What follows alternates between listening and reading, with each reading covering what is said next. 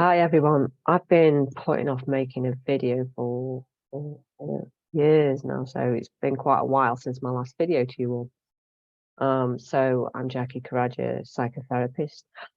And let's look at this, what's behind me putting off making a video. This is, for me, it's a survival response. It's the hide response, hiding away from something, not being seen, if you like. And I have to unhide. And if you're in a hide response in your life, you have to unhide. It doesn't mean I have to make a video. It doesn't mean you have to make a video. But let's look what that hide response actually does to us, and actually does to our autonomic nervous system, does to our bodies, and does to our kind of core beliefs and so forth. So when I have this hide response, my body goes back to a survival response as a child, when I would have to hide it for my own safety, for my own survival. And at that point, I would try to slow down my breathing so that I wasn't heard and I wasn't seen. So the hide response impacts in some way on breathing patterns.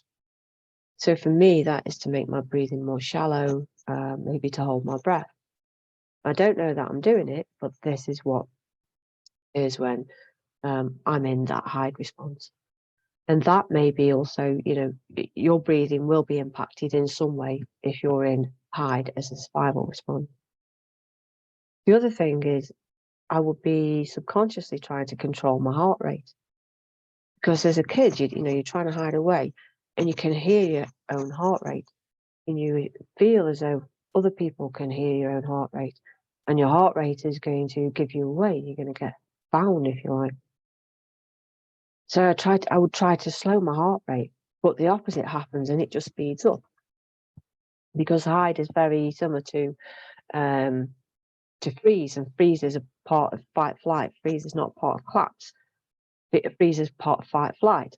So although the body is in this frozen, really tense place, it's actually being pumped full of adrenaline and full of cortisol. And these hormones are not great hormones to keep being flooded with. So these are very powerful chemicals. So adrenaline is, that restarts hearts. That's a very powerful chemical. It gives so much energy to sort of run away from a situation or fight a situation.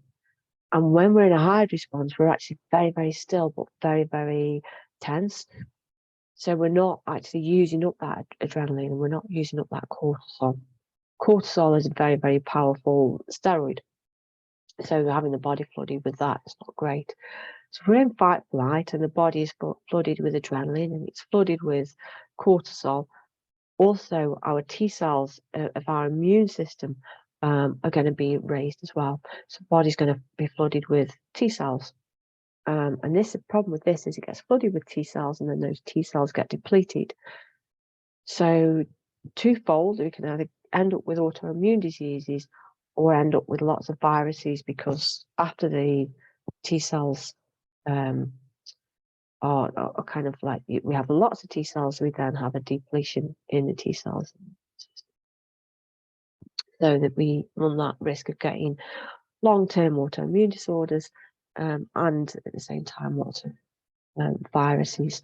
This is why, come out, be seen, do things. You don't have to make a video, but be aware of that hide response in your body.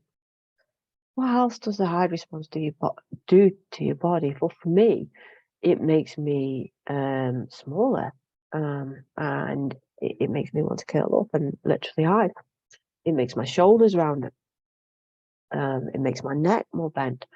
Now, that doesn't only cause pain, but that has an impact on my belief in myself, because it's state before story. So if my physiological state is saying, oh, hide away, that also falls into a core belief similar to, oh, I'm not good enough. I'm not good enough to be seen, or I don't deserve to be seen, or I have to hide away. So my core belief then gets molded by what my body's doing. So my body needs to be open to experience, open to the world, open to connection to others. Because this hiding away is a disconnected response. So I need to open up to be connected. Notice what this hide response, if you feel like you want to hide away, and I don't mean the collapse response, that's very different. I don't mean that, stay in bed. I mean that literally, you kind of feel like you've got to hide away from people. You kind of see people at work and you kind of want to stay in your office, or you cross the road if you see a friend, because you just feel that you have to hide away that day. And you might be able to trace back where this hide response is from, but that doesn't matter. Just noticing what it does to your body, that you make yourself smaller, you physiologically make yourself smaller. You can almost feel the crushing of your vertebrae because you actually make your body smaller like this. And if you can, doing the opposite of that, so unhiding, if you like, and making your body not bigger, but rise up to its actual size.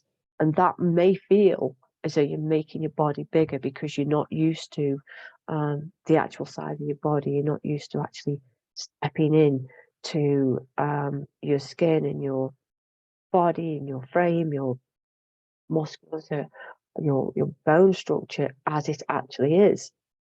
Because for years, if you follow this pattern, it may be smaller, it may be more curved, it may be kind of bent over. So unbend and step into the size that you are. So hopefully this is me back on the scene, making some videos and looking at the kind of somatic and the psychological. I'm going to also bring some colleagues in and talk about, do some conversations on the body, on this kind of stuff, and on what you do for your body today. And what did I do for my body today? So, yeah, I've had a walk and I've connected with my body. I've noticed in talking to you and making this video, I've begun to notice some of my patterns, and I hope some of you found this useful. Okay, bye for now.